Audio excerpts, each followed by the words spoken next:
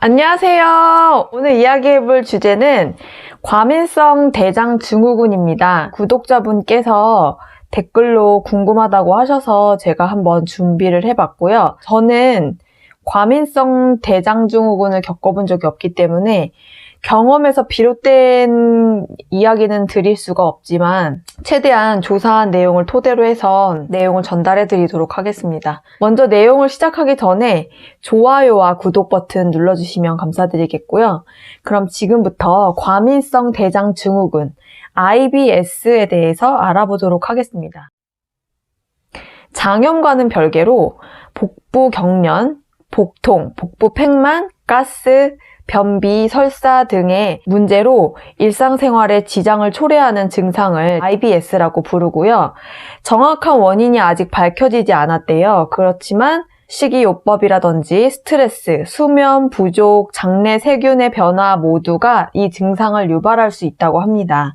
하지만 이 유발 원인은 사람마다 달라서 장애를 가지고 있는 모든 사람들이 피해야 되는 특정 음식이나 스트레스 요인을 특정시키기가 어렵다고 해요. 그래서 치료하기도 좀 어려운 부분이겠죠. 지금 이 영상을 보고 계신 분들은 아마도 이 증상을 가지고 계신 분들일 텐데 먼저 얼마나 힘든지 제가 겪어보진 않았지만 짐작은 할 수 있을 것 같아요. 장하고 뇌는 서로 소화를 조절하기 위해서 함께 협력하고 있다고 합니다.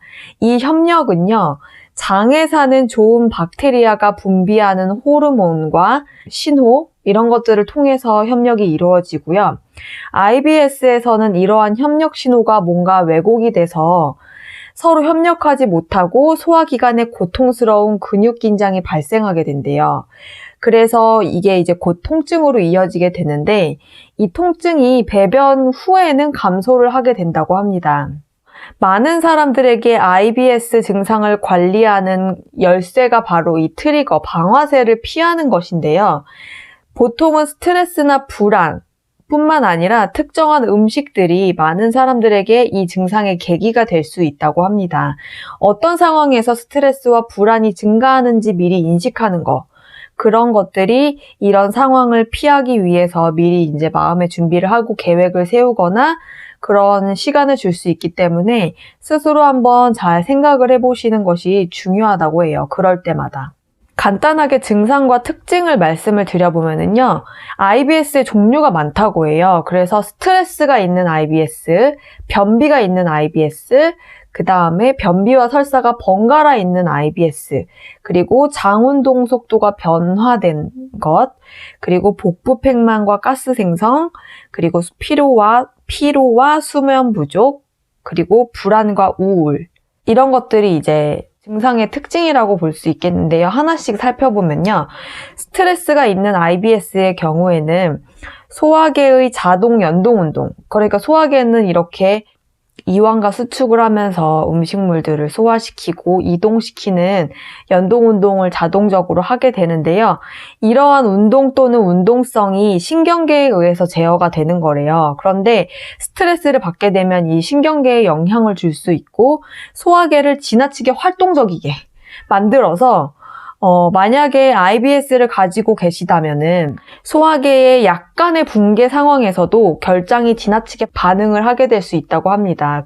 두 번째로는 변비가 있는 IBS의 경우 뇌와 장 사이의 교신이 바뀌면 대변의 정상적인 이동 시간이 빨라지거나 느려질 수 있대요. 그런데 이제 대변의 이동 시간이 느려지게 되는 경우 대장에서 이 대변이 더 오래 머물게 되고 그래서 대장에서 하는 일인 물의 추가 흡수를 더 많이 일으키고 따라서 변비가 온다라고 하는데 변비는요.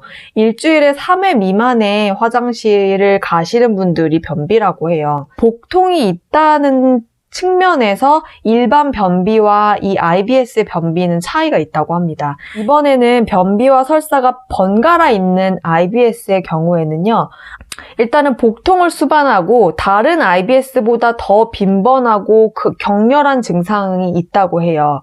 그리고 네 번째로는요, 장운동의 속도 변화. 아까 말씀드렸듯이 장운동 속도가 느려질 경우 변비를 악화시킬 수가 있고 반대로 장운동 속도가 빨라질 경우에는 수분 흡수 시간이 거의 없어지기 때문에 설사가 생긴다고 합니다. 다섯 번째로는요, 복부 팽만과 가스 생성인데요. 유당이나 다른 포드맵, 제가 이 포드맵에 대해서는 나중에 다시 한번 자세히 다루도록 하고요. 이 포드맵은 간단히 말해서 굉장히 사슬이 짧은 당을 말을 하는데, 이런 음식을 피하는 것은 배가 더부룩해지고 가스가 생성되는 것을 줄이는 데에 도움이 된다고 합니다. 그래서 트리거 음식들은 사람마다 다르지만 몇몇 흔한 음식에 유당이나 글루텐뿐만 아니라 카페인과 같은 각성제가 제거해야 될 음식의 명단에 들어가 있기도 하대요. 그래서 여러분들이 혹시 이제 많이 불편하시다면은 좀 중단을 해보시는 것도 도움이 될 것 같고요. 여섯 번째로는 피로와 수면 부족이라고 합니다. IBS를 앓고 있는 사람의 절반 정도가 피로감을 보고한다고 해요. 한 연구에서는 IBS 진단을 받은 160명의 성인들이 일과 여가 시간 그리고 사회활동, 소셜 인터랙션이라고 써져 있는데 활동을 할 때 있어서 신체적인 힘을 충분히 발휘하기가 힘들고 비교적 낮은 체력을 가졌다라고 보고했다고 합니다. IBS에 걸리게 되면 잠이 잘 안 오게 되고 또 자주 깨고 아침에 불안감을 느끼는 불면증과도 관련이 있다고 합니다. IBS를 가진 112명의 성인을 대상으로 한 연구에서 13%가 수면 불량을 보고했고요.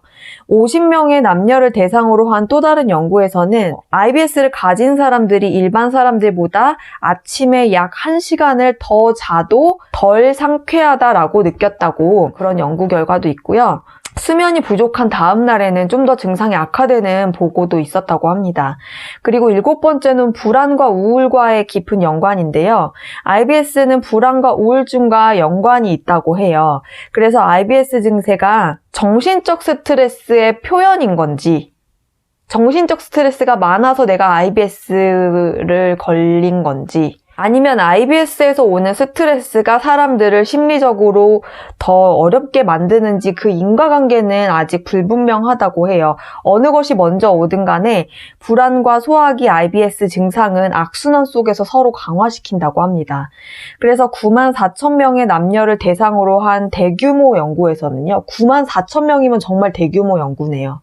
IBS를 가진 사람들은 불안장애를 가질 확률이 50% 이상, 그 다음에 우울증과 같은 기분장애를 가질 확률이 70% 이상이 높았다고 합니다.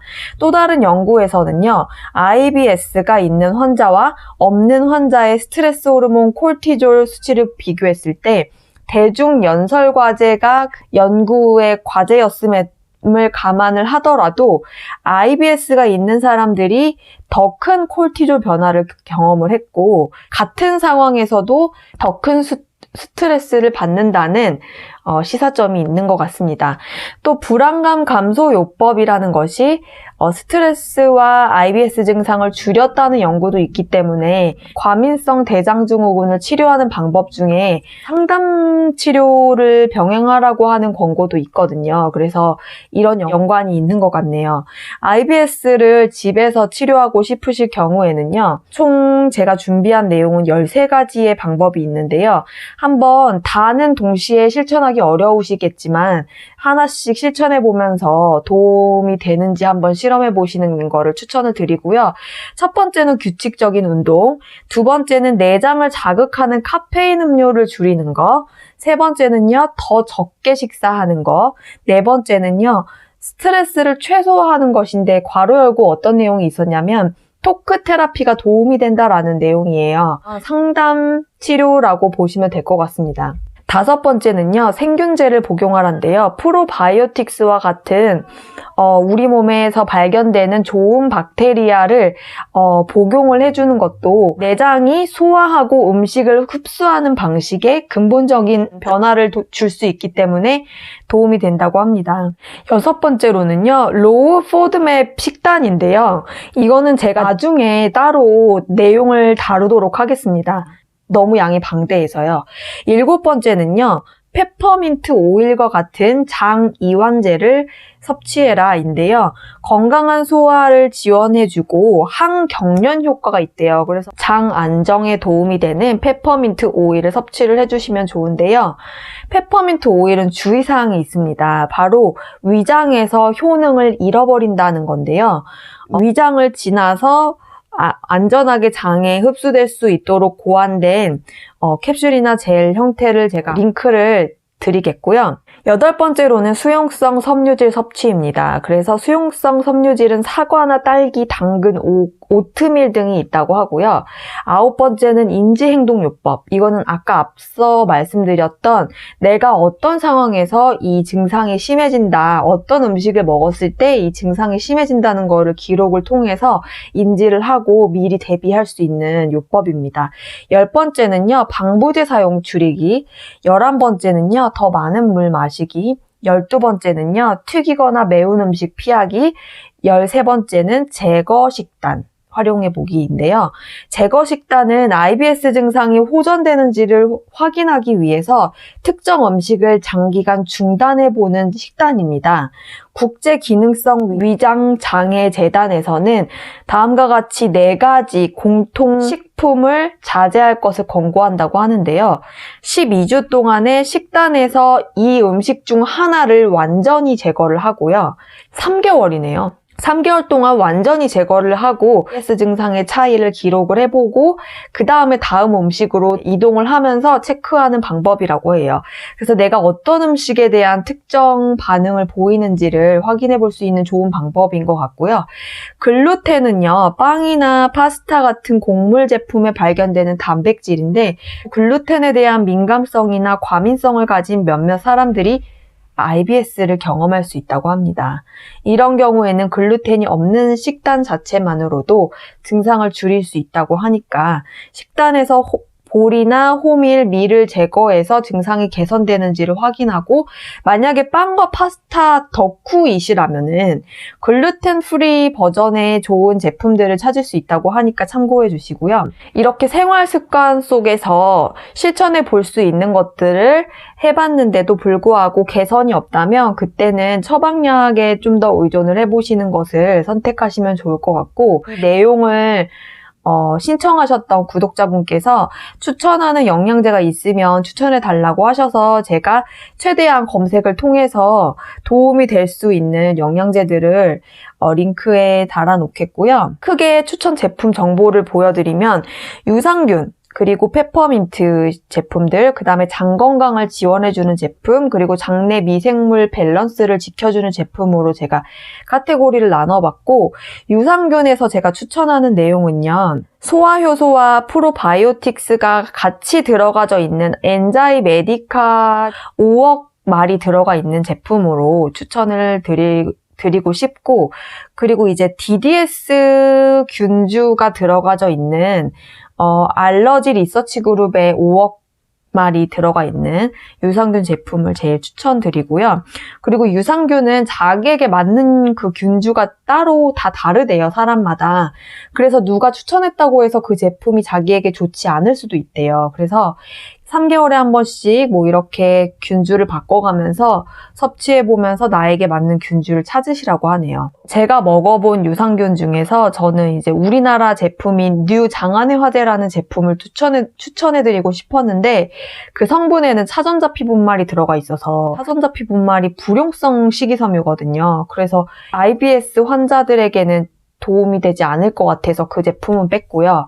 페퍼민트는 아까 말씀드렸듯이 장용 캡슐에 잘 들어가져 있는 제품들 중에 골라봤습니다. 이 중에서 성분 잘 보시고 선택을 해주시면 좋을 것 같고요. 장내 미생물 밸런스를 지켜주는 유해균을 죽여주는 운대실린산 성분이 들어가져 있는 제품을 또 추천을 드렸는데요. 이거는 몸에서 유해균을 죽여줄 수 있는 그런 항균제? 라고 보시면 될 것 같습니다. 그래서 보통 이거를 많이 드시는 분들이 칸디다 질염이 있으시거나 장이나 질 쪽에 어떤 뭐 유해균이 많이 번식을 해서 문제가 있으신 분들이 드셔주시면 좋은데 밸런스를 맞춰주는 게 좋기 때문에 특히나 뭐 항생제라든지 뭐 피임약이라든지 뭐 스테로이드제라든지 이런 식으로 우리 장내 환경을 안 좋게 만드는 제품을 섭취를 하셨다면 반드시 유산균과 그 다음에 이 장내 미생물 밸런스를 맞춰주는 제품들을 섭취하시기를 권고를 드리고, 어쩔 수 없이 계속해서 항생제나 아니면 뭐 피임약을 복용하셔야 되는 분들은 꼭 유산균 섭취해 주시는 거 기억해 주시고요. 언젠가는 제가 이제 컨텐츠로 프로바이오틱스에 대해서도 다루도록 하겠습니다. 도움이 되셨다면 구독과 좋아요 버튼, 그리고 알람 설정을 통해서 제가 새롭게 올리는 건강 정보들 바로바로 확인해 보시고요. 그럼 항상 건강하시기를 바라겠습니다. 안녕!